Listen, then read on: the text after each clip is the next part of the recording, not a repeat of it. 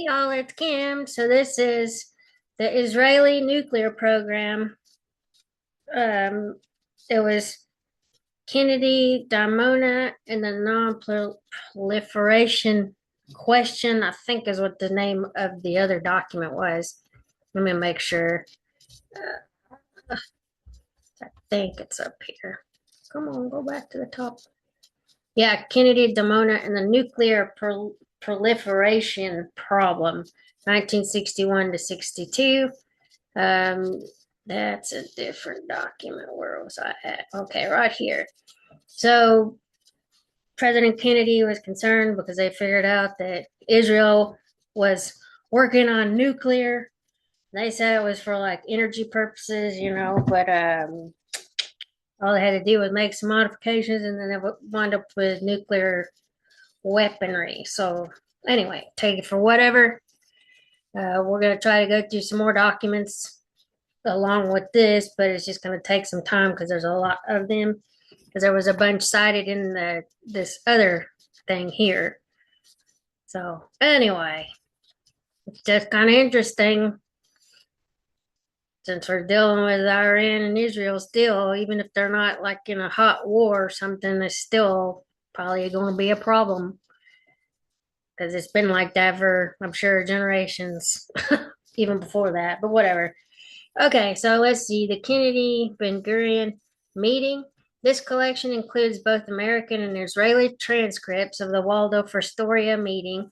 One of the transcripts is previously unknown draft of the Kennedy ben-gurion memcon, which has interesting differences with the final version. The U.S. official memorandum of conversation, declassified and published in the 1990s, was prepared by Assistant Secretary of State, Near Eastern and South Asian Affairs Phillips Talbot and approved, possibly corrected by White House Deputy Special Counsel Mike Feldman. The Israeli minutes, prepared by Ambassador Avram Harman, was also declassified in the 1990s, and historians have made extensive use of them. Ben-Gurion provided Kennedy with the rationale and narrative of the Dimona project that was very similar to what the Israeli hosts provided to the AEC team visiting Dimona, albeit in non-technical and more political terms. The Dimona project was peaceful in nature. It was about energy and development. However, unlike during the Dimona visit, Ben-Gurion's narrative and rationale left a little wiggle room for future reversal. The Prime Minister did that by qualifying his peaceful pledge and leaving room for future change of heart. The Israeli transcripts make Ben-Gurion's caveat pronounced. For the time being, the only purposes are for peace, but we will see what will happen in the Middle East. It does not depend on us, italics added. The American transcript, by way of the rephrasing, Ben-Gurion reveals a similar caveat as well. Our main and for the time being only purpose is this cheap energy, etc. The Prime Minister said, adding that we do not know what will happen in the future. Furthermore, commenting on the political and strategic implications of atomic power and weaponry, the Prime Minister said he does believe that in 10 or 15 years, the Egyptian presumably could achieve it themselves, italics added. In his draft minutes, Assistant Secretary Talbot notes in parentheses that during that part of the conversation, Ben-Gurion spoke rapidly and in a low voice so that some words were missed. Nevertheless, Talbot thought that he had heard Ben-Gurion making reference to a pilot plant for plutonium separation, which is needed for atomic power, but that might happen 3 or 4 years later, and that there is no intention to develop weapons capacity now. Talbot's draft was declassified long ago, but has been buried in obscurity. It needs to be taken into account by scholars. Notably, the Israeli transcript is even more straightforward in citing Ben-Gurion on the pilot plant issue. After 3 or 4 years, we shall have a pilot plant for separation, which is needed anyway for a power reactor. Days after the meeting, Talbot sat with Friedman at the White House to check fine points about sidelines of interest. There was the key issue of plutonium, about which ben-Gurion mumbled quickly in a low voice. Ben-Gurion was understood to say something to the effect that the issue of plutonium would not arise until the installation was complete in 1964. So, and only then could Israel decide what to do about processing it. But this appeared to be incompatible with what the prime minister had said to the ambassador Reed in Tel Aviv in January 1961, namely that the spent fuel would return to the country which provided the uranium in the first place, which was France. But Israeli Affairs Desk Officer William R. Crawford, who looked further into the record, suggested that what ben-Gurion had said was more equivocal and evasive. Upon close examination, ben-Gurion might have meant to hint in passing that Israel was preserving its freedom of action to produce plutonium for its own purposes. Kennedy may not have picked up on this point, but he, like Talbot, may not have been sure exactly what ben-Gurion had said. Let's see. Okay, let's go ahead and finish these three paragraphs, whatever this is.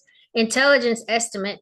The most intriguing and novel document in this collection is National Intelligence Estimate 3561, document number 11A, under the headline Outlook on Israel, which was declassified only in February 2015. The NIE left no doubt about the AEC scientists' impressions from their visit to Dimona had no impact on the way which the intelligence community made its own determination of Dimona's overall purpose. While the visit clearly helped to ease the political and diplomatic tensions between the United States and Israel over Dimona and removed, at least temporarily, the nuclear issue as a problem for the bilateral agenda, it did not change the opinion of U.S. intelligence professionals. In their view, while acknowledging the Israeli official narrative of Dimona as peaceful, it was truly about weapons capability. The Dimona complex provided Israel with the experience and resources to develop a plutonium production capability. NIE 3561 reminded its readers that France had supplied plans, material, equipment, and technical assistance to the Israelis. Significantly, the intelligence community estimated in 1961 that Israel would be in a position to produce sufficient weapons-grade plutonium for one or two crude weapons a year by 1965 or 66, provided separation facilities with the capacity larger than that of the pilot plant now under construction are available. In retrospect, in all these respects, NIE 3561 was accurate in its assessments and predictions, although no one on the U.S. side knew for sure when Israel would possess the requisite reprocessing facilities. The language about separation facilities raises important questions. If Israel was to produce nuclear weapons, it would require technology to reprocess spent fuel into plutonium. Whether and when U.S. intelligence knew that Israel had begun work on a secret dedicated separation plant larger than a pilot plant at the Dimona complex has yet to be disclosed. But if the CIA knew about such plants or plans, it may have meant that key information was concealed from AEC scientists who visited Dimona, or perhaps they were instructed to locate such facilities. Probably lacking secret knowledge of internal Israeli government thinking, the authors of NIE 3561 may not have fully understood the depth of Israel's nuclear resolve, or at least the modus operandi by which Israel proceeded with this nuclear project. They could not be fully clear, both conceptually and factually, on the nature of the Israeli nuclear commitment, i.e., whether Dimona was a dedicated weapons program from the very start, or alternatively, whether it was set up as infrastructure leading to a weapons capability upon a later decision.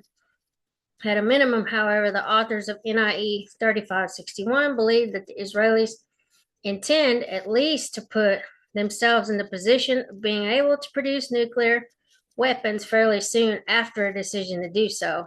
Notwithstanding the lack of clarity, the NIE's findings were incompatible with what ben-Gurion told Kennedy about the overall purpose of the Dimona project, as well as with what he said about Dimona's plutonium production capacity. Similarly, the NIE was inconsistent with the AEC report, whose writers accepted the Israeli narrative and rationale. The bottom line was that as early as 1961, the CIA already knew, or at least suspected, that the Israeli official account of the Dimona project, either by the prime minister or by Israeli scientists, was a cover story and deceptive by nature. So I'm going to stop it here, and then I'll try to get some more of this recorded.